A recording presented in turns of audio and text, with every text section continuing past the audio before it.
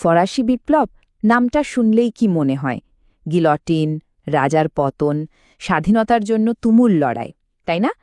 কিন্তু এই বিশাল বিপ্লবের একটা চ্যাপ্টার আছে যেটা নিয়ে মানুষ খুব একটা কথা বলে না। চলুন আজ আমরা ঠিক সেই অধ্যায়টা নিয়ে একটু ঘাটাঘাটি করি।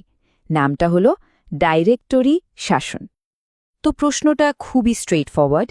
এই ডাইরেক্টরি শাসন জিনিসটা আসলে কি, কোত্থেকে এটা এলো, আর কেনই বা এত তাড়াতাড়ি ইতিহাসের পাতা থেকে উধাও হয়ে গেল?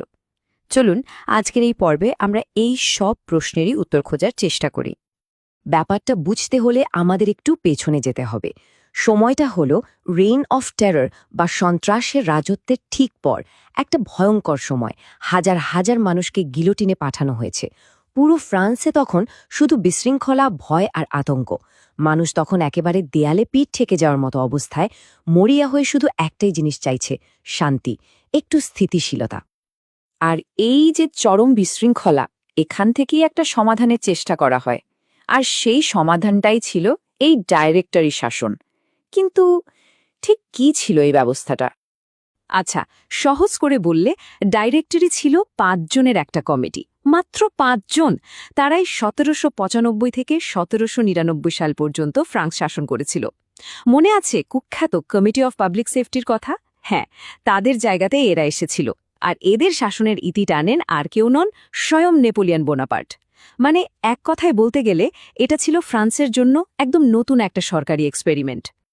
পুরো ঘটনাটা যদি আমরা একটা টাইমলাইনে ফেলি, তাহলে ছবিটা একদম পরিষ্কার হয়ে যায়। দেখুন, ১৭৯৪ সন্ত্রাসের রাজত্ব শেষ হল। ঠিক তার পরের বছর ১৭৯৫ শুরু হলো এই ডাইরেক্টরি শাসন। কিন্তু চলল কতদিন? মাত্র ৪ বছর। কারণ ১৭৯৯ সালেই নেপোলিয়ন এসে কু করে সব দখল করে নিলেন। ইতিহাসের পাতায় খুবই গুরুত্বপূর্ণ, কিন্তু খুবই ক্ষণস্থায়ী একটা অধ্যায়, তাই না? তো আগেই বললাম এটা একটা এক্সপেরিমেন্ট ছিল। মানে শুধু একটা নতুন সরকার না, এটা ছিল একেবারে নতুন ধরনের একটা পরীক্ষামূলক শাসন ব্যবস্থা। চলুন দেখি এর গঠনটা ঠিক কেমন ছিল। এই স্ট্রাকচারটা কিন্তু বেশ ইন্টারেস্টিং ছিল। ক্ষমতাকে ৩টে ভাগে ভাগ করা হয়েছিল। ভাবুন, স্টেপ 1, কাউন্সিল অফ 500, অনেকটা আমাদের এখনকার নিম্নকক্ষের মতো। এদের কাজ ছিল আইন বানানো, মানে প্রস্তাব করা। স্টেপ 2, কাউন্সিল অফ এনশনস, বা ধরুন উচ্চকক্ষ, নিচের থেকে যে আইনটা আসত তারা সেটাকে অ্যাপ্রুভ করত। আর ফাইনালি স্টেপ 3, এই উচ্চকক্ষই ৫ জন ডিরেক্টর বা শাসক বেছে নিত।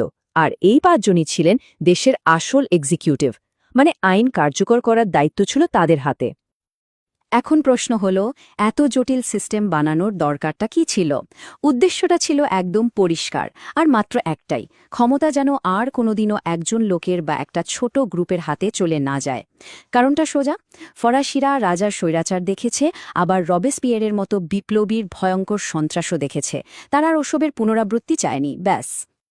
ব্যাপারটা যদি আমরা রাজতন্ত্রের সাথে তুলনা করি, তাহলে পার্থক্যটা চোখে পড়ার মতো। ভাবুন একবার, একদিকে রাজতন্ত্রে সব ক্ষমতা থাকে একজন রাজার হাতে, আর অন্যদিকে ডিরেক্টরি শাসনে ক্ষমতা ভাগ করে দেওয়া হয়েছে ৫ জন ডিরেক্টরের মধ্যে। একদিকে রাজার কথাই শেষ কথা, কোনো চেকস অ্যান্ড ব্যালেন্স নেই, আর এখানে ক্ষমতা ভাগাভাগির একটা সিস্টেম তৈরি করা হয়েছে। তাই সিদ্ধান্ত নেওয়ার প্রক্রিয়াটাও ছিল বেশ ধীর, অনেক আলোচনা করে, যা একজন রাজার চটজলদি সিদ্ধান্তের থেকে একদমই আলাদা। শুনতে তো বেশ ভালোই লাগছে, তাই না? এত ভালো উদ্দেশ্য, এত নতুন আইডিয়া, কিন্তু তারপরেও এই সিস্টেমটা ফেল করল। কিন্তু কেন? চলুন এখন সেই কারণগুলোই খুঁজে বের করা যাক। আসলে এর পতনের পেছনে একটা কারণ ছিল না, ছিল অনেকগুলো। প্রথমত, সরকারি লেভেলে ছিল চূড়ান্ত দুর্নীতি। এর সাথে যোগ করুন, ফ্রান্স তখন একের পর এক দামি যুদ্ধে জড়িয়ে পড়ছে, যার খরচ জোগানো কঠিন হয়ে যাচ্ছিল। দেশের ভেতরেও অবস্থা ভয়ঙ্কর, মারাত্মক অর্থনৈতিক সংকট, জিনিসপত্রের দাম আকাশছোঁয়া, আর তার ওপর রাজনৈতিক দলগুলোর মধ্যে সারাক্ষণ মারামারি, কামড়াকামড়ি লেগেই ছিল। সব মিলিয়ে সাধারণ মানুষের যে আসল সমস্যা, সেগুলো সমাধান করতেই সরকার পুরোপুরি ব্যর্থ হয়েছিল। ভাবতে পারেন, মাত্র ৪ বছর, এইটুকু সময়েই সিস্টেমটার ভেতরের সব দুর্বলতা, সব ভাঁকফোকর বেরিয়ে পড়ল। আর এই পতনের সঙ্গে কিন্তু ইতিহাসের মঞ্চে এক নতুন নাটকের শুরু হতে যাচ্ছিল। তো ডাইরেক্টরির পতন তো হল, কিন্তু তারপর ইতিহাসে এর গুরুত্বটা ঠিক কোথায়?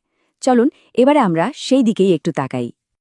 সবচেয়ে বড় যে ব্যাপারটা ঘটল সেটা হলো ডাইরেক্টরি শাসনের এই ব্যর্থতা ফ্রান্সে একটা বিশাল ক্ষমতার শূন্যতা বা পাওয়ার ভ্যাকিউম তৈরি করল।